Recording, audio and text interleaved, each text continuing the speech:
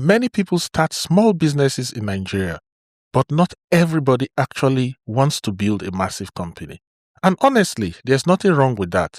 Some people are perfectly okay with having one shop taking care of their family and living a decent life with less stress. That is completely fine.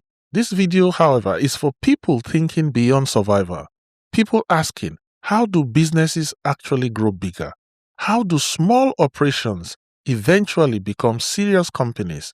Because if you study many successful businesses today, you will notice that most of them did not suddenly explode overnight. Usually, they just kept moving deeper into the money. Recently, I was speaking with somebody about a recycling business in Lagos. He explained how some people buy used plastics collected from dump sites.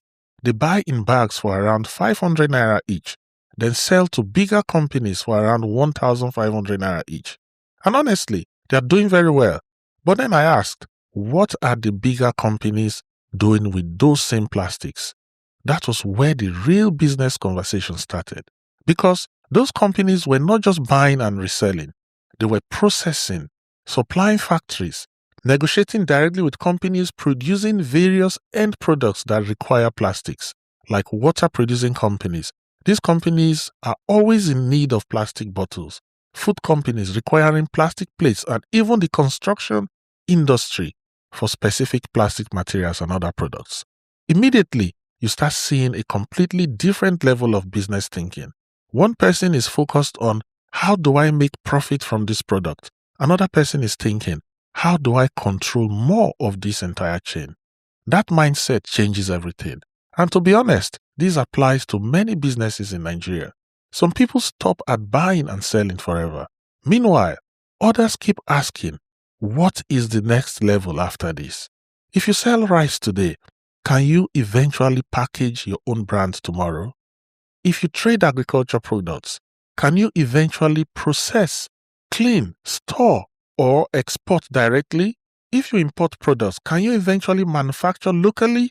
If you sell food, can you eventually supply restaurants, hotels, or supermarkets instead of only individual customers? That is usually how businesses slowly move from hustle into serious scale.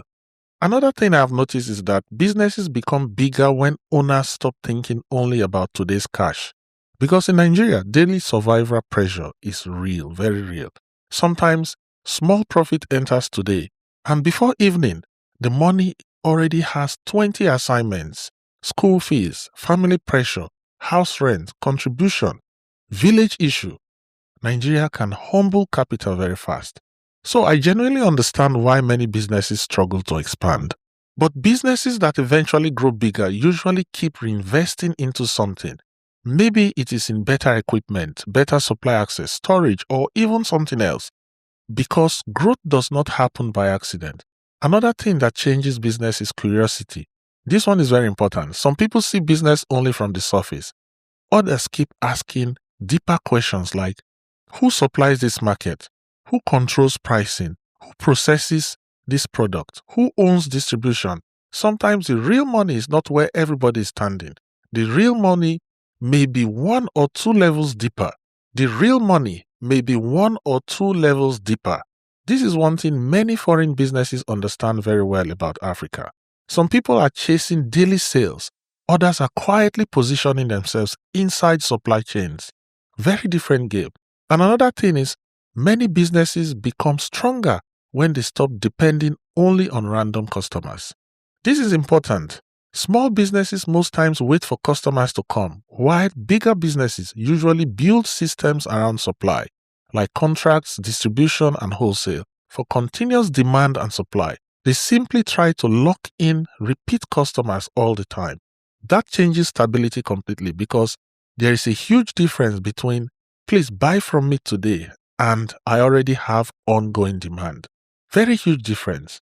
Many successful companies started small, very small, but at some point, the owners stopped thinking only about surviving today and started thinking about ownership, control, and long-term positioning. That shift in thinking is usually where growth truly begins. Nigeria has too many opportunities for us to remain only at the surface level business forever.